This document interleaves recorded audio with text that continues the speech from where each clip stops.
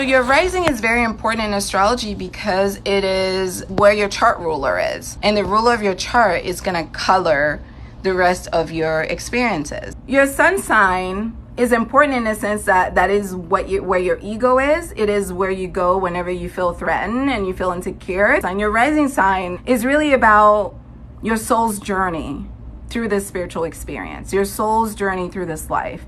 So whenever I do my reading with people, I always start with that because I want to know, like, what is it about you that agreed, to this journey? Because I am of the belief that we choose our spiritual journey. I believe that we come here for a purpose that we consent to.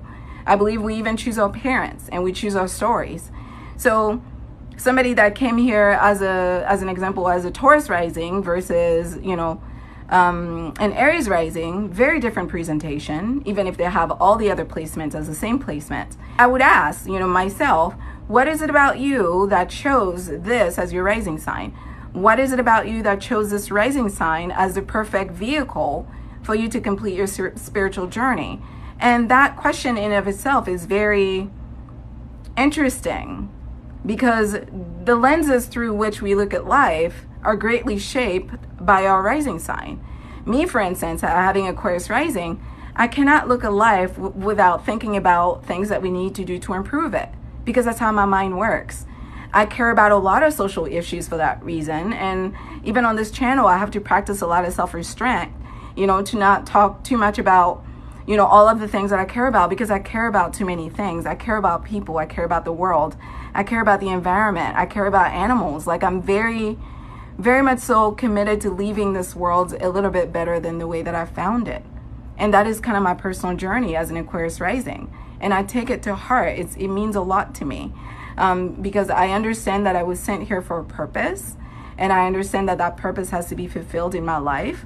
And I take that honor to heart. I take it very seriously because of my Capricorn energy. And I really value the opportunity that I have here to be an agent of change, to be somebody that brings goodness to the world, to be somebody that heals myself and others, to be somebody that can bring compassion where there is none, that can bring love where there is none. It's hard for me to not care about social issues because of my Aquarius rising, and that colors everything that I do. And I'm very big on being authentic for that reason, on being yourself, on owning your power, owning your life, making decisions that leave you empowered, that put you in the driver's seat of your life, and not compromising, your humanity or your values or your beliefs to please the masses, So all of that is very Aquarius. All of that is very Aquarius in the best way. I am a rebel, but I'm a rebel with a cause, and I will be a rebel with a cause until the day that I die, because Aquarius energy holds my feet to that fire, so to speak. I'm not here to blend in. I'm not here to follow the crowd. I'm here to set a tone. I'm here to change things. I'm here to be different. I'm here to raise the vibration. I'm here to set an expectation for how we should be treating each other. And I'm here to live up to that expectation and call other people to do the same. Because truly, in a better world, we should all be treating each other a lot better than the way we treat one another. And that's important to me. So that is why your rising sign is important. And having a good understanding of the planets in your rising sign will really help it's not just about people's perception of you, It's not just like how people see me, because a lot of times when we think of rising sign, we think of like, oh, how people see me. It's not just how people see me. It's also what are my core values? What are my core beliefs?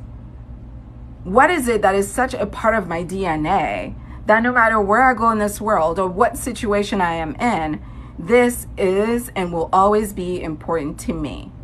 And that's what it's about. And if you're doing a reading with an astrologer and they don't have a good understanding of that, you're not going to get the full value of that reading because your rising sign colors everything. So somebody that has Aquarius rising, regardless of what's in their 7th house, the way that person is going to approach like partnership and relationship is going to be vastly different from somebody that has Taurus rising. So even then, even if they have the same planets in the 7th house, it's still going to be vastly different because Aquarius and Taurus are just simply different.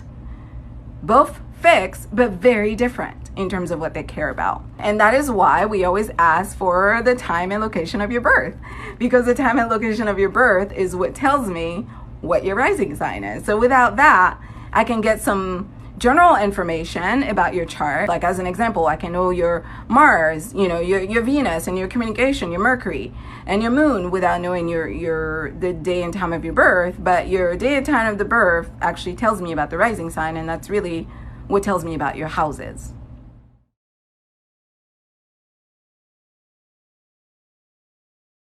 Chiron in Taurus in the 10th house. Okay, so if you're working that energy in the positive, you're not defining your worth as a human being through materialism, like meaning that whether you have a lot of money or don't have a lot of money, that does not define who you are as a person. You understand that you have value outside of money, so those are two separate things. Most likely you're going to be a hard worker, somebody who works hard for their money. But if you're working that in the negative, you're going to be somebody that does not want to share money, or you're going to be somebody that's addicted to like a get rich quick scheme. These people want to get rich because they think that's what makes them worthy as a human person.